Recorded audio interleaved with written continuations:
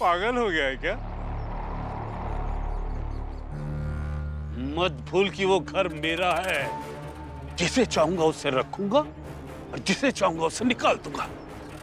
अब चाहे वो घर जिसका हो, आपका घर होने के बावजूद आपकी इच्छा के बिना हम वहां जाकर रहेंगे।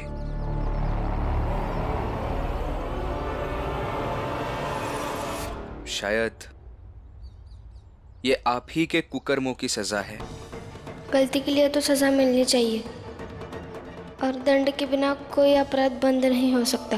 क्योंकि आज ही किसी ने मुझसे कहा है कि हर गलती को दंड मिलना आवश्यक है। अच्छा, ठीक है, फिर मैं भी देखता हूं कि तुम उस घर में कैसे वापस जाते। जोशी जी, आपको जो करना था वो तो आपने कर लिया, अब देखना ही तो बचा है, तो फिर देख ही लीजिए।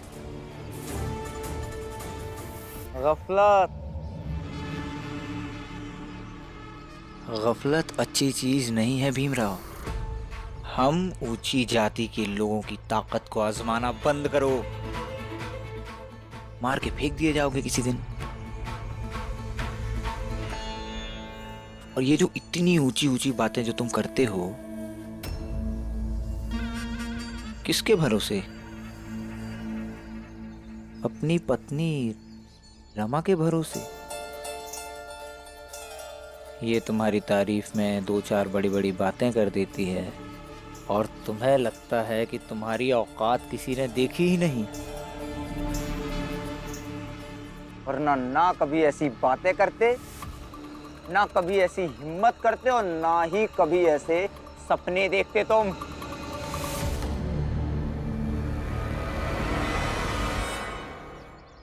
आप लोगों ने कभी न्याय का नाम सुना है? शायद सुना होगा।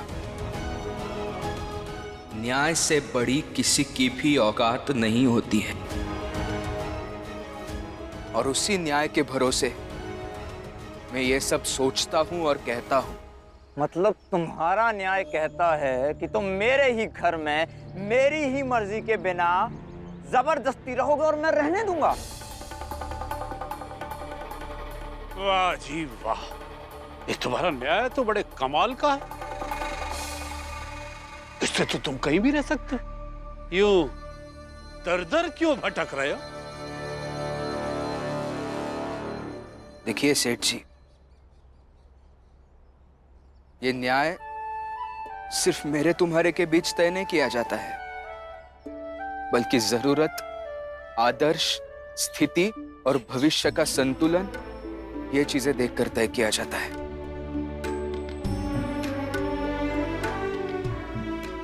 लेकिन ये सब बातें आपको कभी समझ में नहीं आएगी। आप रहने दीजिए, हम चलते हैं। चला बाबा, चला। मन ही मनोरथ छाड़ी दे, तेरा किया न हो। पानी में घी उनी कसे, तो रूखा खाई न को। किराया समय से देना होगा, और 1.5 रुपया से 1 पैसा कम किसी भी महीने नहीं लूंगा।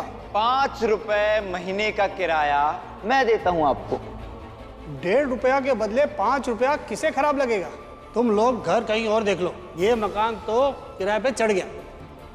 हम कहीं और नहीं जाएंगे, बल्कि उसी घर में वापस जाएंगे जहां से आपने हमें निकाला था। रौब कभी कम नहीं होगा। तुम्हारे इसी रौब की वजह से वो चाल छोड़कर सड़क पर आ गए हम लोग।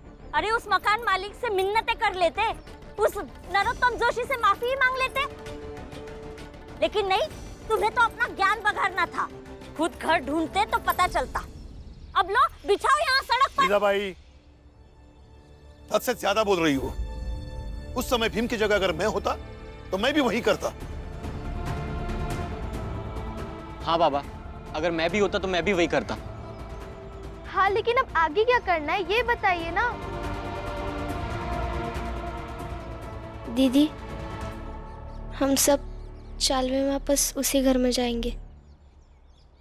रमा बेटा इतना आसान नहीं है, हमें कोई ना कोई उपाय ढूंढना पड़ेगा।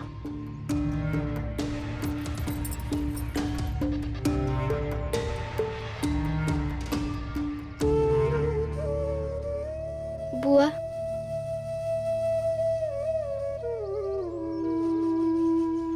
ये है ना, कोई ना कोई उपाय जरूर बताएंगे।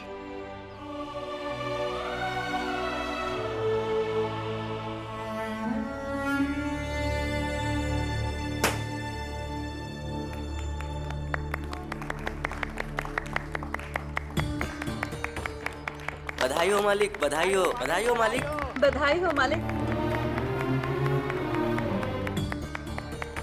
बधाई हो, बधाई हो, बधाई हो। बधाई हो मालिक, बधाई हो मालिक।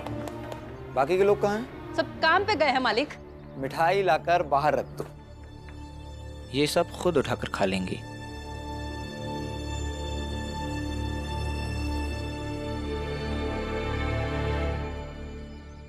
खाओ, तुम लोगों के लिए ही है। जी जी मालिक।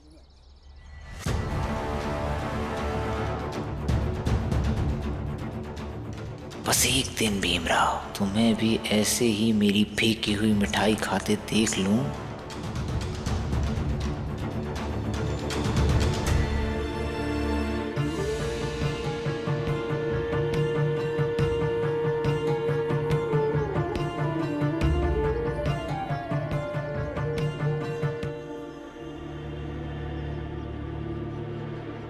बुढ़िया,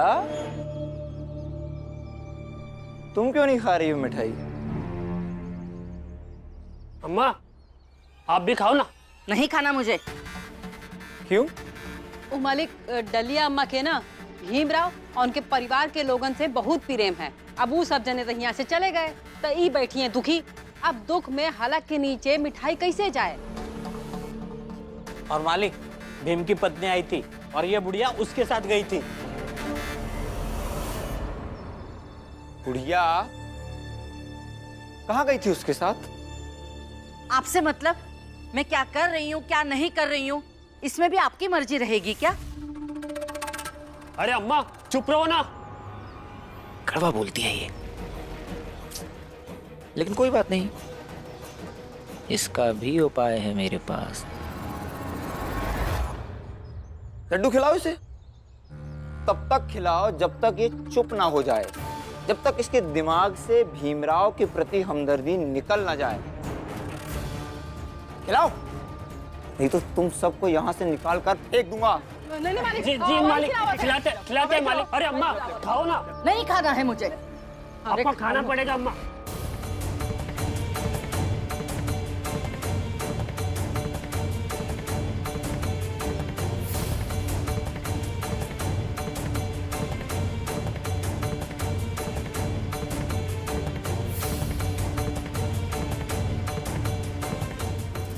अम्मा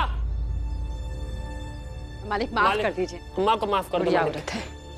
एक बात तुम सब कान खोलकर सुन लो। जी मालिक।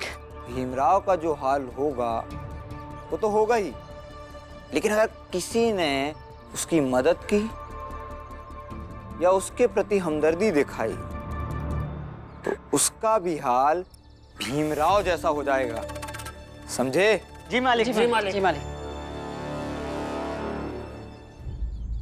बाबा, हम पुलिस के पास जाएंगे तो कुछ नहीं होगा क्या? नहीं बेटा, मुझे नहीं लगता। और फिर पुलिस में भी वही लोग होते हैं ना जो छोटी जात के नाम पर हमारे चाल में चोर ढूंढने के लिए आते हैं। बाबा हम उनके पास जाए क्या? किनके पास? वही जो ये बनना चाहते हैं। बैरिस्टर? हाँ बाबा वही। अच्छा, और पैसे कहाँ से दोगी? उनको पैसे देने के लिए पैसे नहीं चाहिए? इन दोनों बाप बेटे की 4 महीने की कमाई भी मिलकर उतनी नहीं होती। और बाप का दूसरा बेटा कुछ कमाता भी नहीं है, यही कहना चाहती है ना आप? क्यों ये सब बातें आप बार बार कहती रहती है? आप प्लीज थोड़ी देर के लिए शांत रहिए ना, मुझे कुछ सोचने तो दीजिए। सोचो। भीमराव,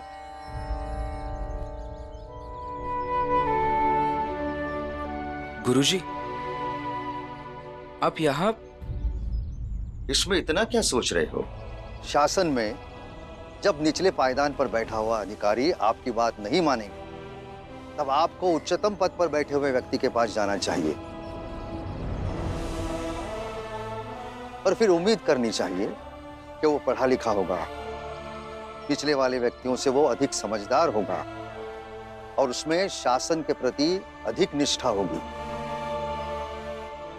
पर गुरुजी, समझ ही नहीं आ रहा है कि जाएं किसके पास। बंबई के गवर्नर के पास?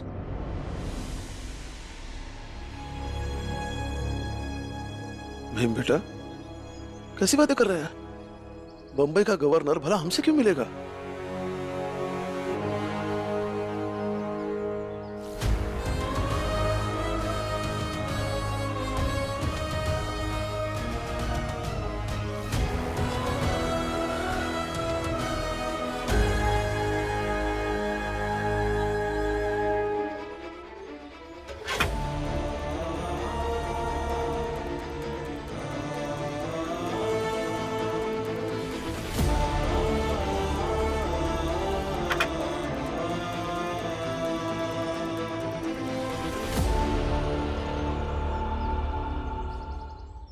बाबा,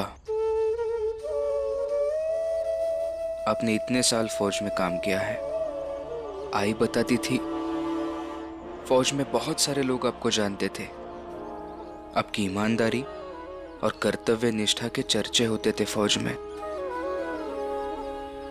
तो फिर क्यों नहीं मिलेंगे हमें गवर्नर?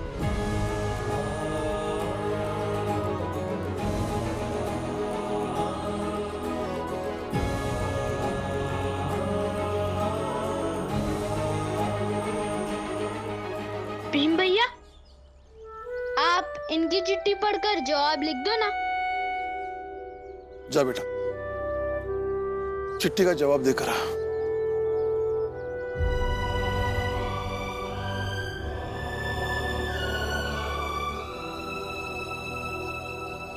राम जी, पिछले 2 दिनों से भीम बगीचे में पढ़ाई के लिए नहीं आया। हमें बड़ी चिंता हुई।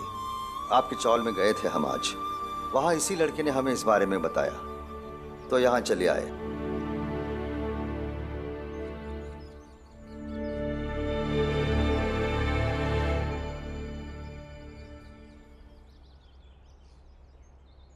रुको, कहाँ जा रहे हैं आप लोग? हमें गवर्नर साहब से मिलना है। अपॉइंटमेंट है, दिखाइए। जी, अपॉइंटमेंट तो नहीं है, लेकिन उनसे मिलना बहुत जरूरी है। बिना अपॉइंटमेंट नहीं मिल सकते आप। देखिए, मैं रिटायर्ड सूबेदार हूं। मैंने सरकार की सेवा वर्षों तक की है और आज मुझे सरकार की मदद चाहिए। आप एक बार उनसे जाकर कहिए तो सही। बनिए का दुकान है क्या ये? हाँ, पता है गवर्नर कितने बड़े लोग होते हैं। जाओ, पहले अपॉइंटमेंट लेकर आओ। जाओ।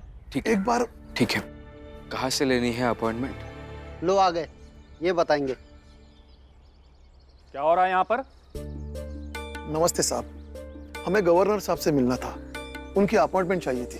अच्छा, काम बताएं। जी, हम एक चाल में रहते थे, लेकिन हमारी जात की वजह से वहां से हमें निकाल दिया, जो गलत है। कौन सी जात के हो?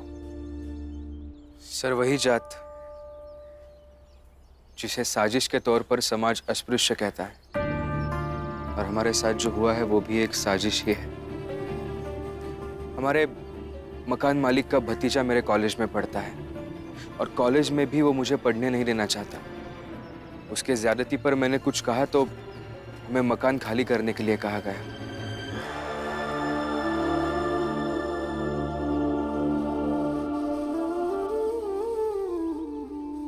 ठीक है,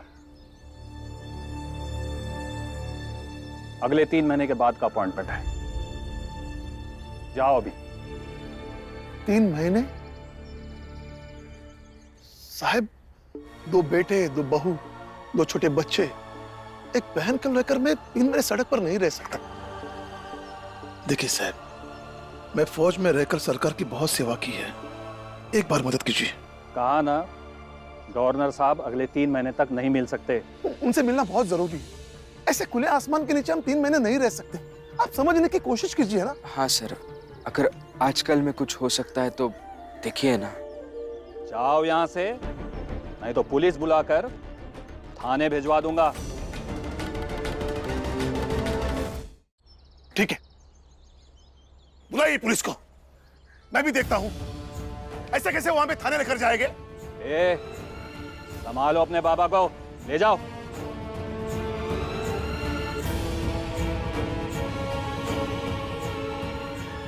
चल भीम, अंदर चलते हैं। पुलिस आएगी तो देखा जाएगा। बाबा आप रुकिए, गुस्सा मत कीजिए, हमें कुछ और तरीका सोचना होगा। क्या तरीका सोचे? देखिए बाबा, सोचेंगे, कुछ ना कुछ तरीका मिलेगा गवर्नर साहब से मिलने का। हाँ, और वैसे भी ये लोग हमें अंदर नहीं जाने देने वाले। इससे अच्छा है कि यहाँ से चलते हैं बाबा। आइए आप।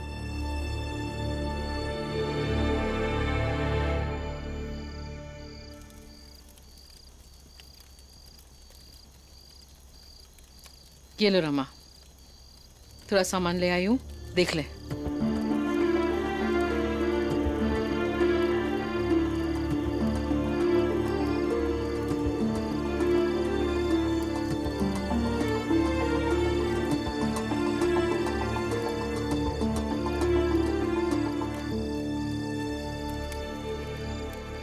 हद करती हो, वो वहाँ अकेली खाना बना रही है और तुम दोनों यहाँ बैठ के गप्पे मार रही हो। नई जगह है देखिए, तो कारभार भी नया है तो बंदोबस्त भी नया रहेगा। इस सड़क पर किसकी वजह से आए हैं? उसी की ना।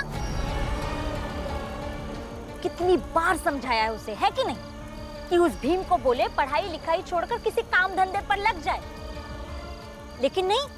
उसे तो अपने पति की चापलूसी करने से फुर्सत नहीं है। तो करे अपने पति की चापलूसी और बनाए खाना खुद उसके लिए। हम क्यों बनाए? उसे पत्नी धर्म कहते हैं, चापलूसी नहीं। तुम खुद अच्छी पत्नी बन सकती तो तुम्हें पता होता कि पत्नी होना क्या होता है। कमाल है, जिसका पति शादी के 1 साल के अंदर ही पत्नी को छोड़ के चला गया, अब वो हमें सिखाएगी। आई रहने दीजिए ना। क्यों रहने दे, बोलने दे। जितना जहर है उतना उगलने दे, ताकि बाकी के लोग तो बच जाए, क्योंकि मुझे तो ये सब की आदत हो गई है। तू एक अच्छी पत्नी नहीं बन सकी और मेरा पति कभी अच्छा पति नहीं बन सका। सही है, हर बात को घुमा फिरा कर जीजाबाई पे कैसे लाना है, इस परिवार के हर एक व्यक्ति को पता है।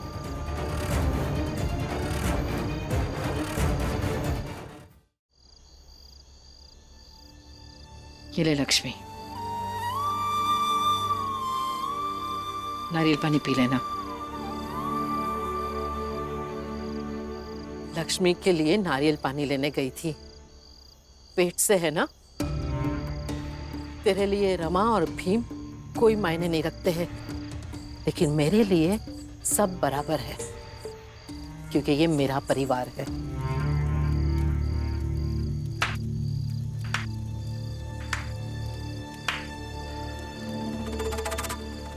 वाह, अच्छा है, मतलब यहाँ खाना बन रहा है, यहाँ नारियल पानी पिया जा रहा है, एकदम वो घर वाला माहौल है ना।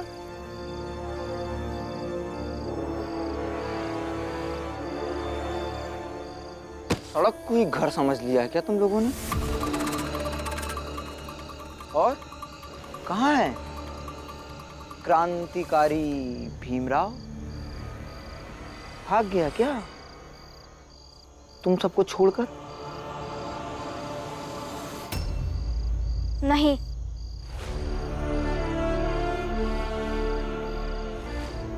वो कुछ छोड़कर नहीं जाते। छोड़कर भागना तो आपको पड़ा। फिलहाल कॉलेज से